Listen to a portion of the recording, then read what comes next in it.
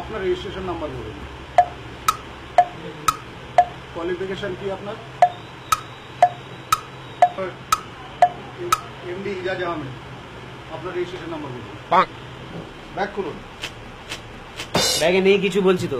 আপনার প্রেসক্রিপশনে এটা দেখুন। আমার কোনো প্রেসক্রিপশন ব্যাগ নেই। এই তো এটা কি? হ্যাঁ, এটা কি? এটা তো আমি ইউজ করছি না তো। ইউজ করছেন না মানে এটা কি আপনার? ইউজ করছেন না মানে আপনি বলুন এটা কি? ডাক্তারবাবু এমবিবিএস লিখেছেন, এমবিবিএস এর ফুল ফর্ম কি? এমবিবিএস করছেন তো? না। কোয়ালিফিকেশন কি? HS pass, HS pass, HS pass. হ্যাঁ, এইচএস পাস। কোন স্ট্রিম?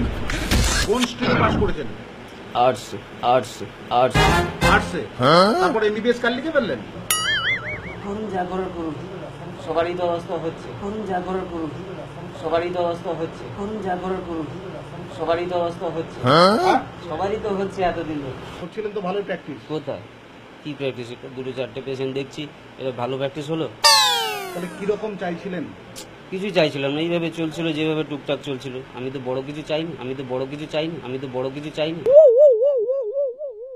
32,000 টাকা এই নিয়েছে। আমি স্ট্রোক হয়ে পড়ে গেছিলাম, এখনো আমার হাতটা পঙ্গু। আমি 3 সাড়ে 3 খাই। কি বলছিলাম রে, আপনি কি বলছেন? এনাকে কি ডাক্তার হিসেবে জানতেন? এমবিবিএস, উনি সব ডাক্তার, সব চিকিৎসা জানেন।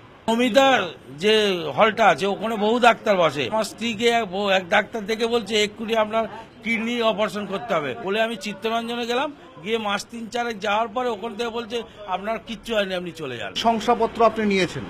শংসাপত্র নিয়েছিলাম বলতে ওনার যে প্যাডে উনি প্রেসক্রিপশন করেন সেই প্যাডটা দেখেই আমরা ওনাকে বসতে দিয়েছিলাম। এরকম তো হয় না দাদা। আপনি আপনার এখানে সব ডাক্তারের সংসার রেখেছেন? না, সবার সবকিছু অবশ্য রাখিনি না, এটা আমাদের একটা বড় ভুল বলতে পারেন, বিরাট বড় ভুল। আরো যেন এরকম ধরা হোক।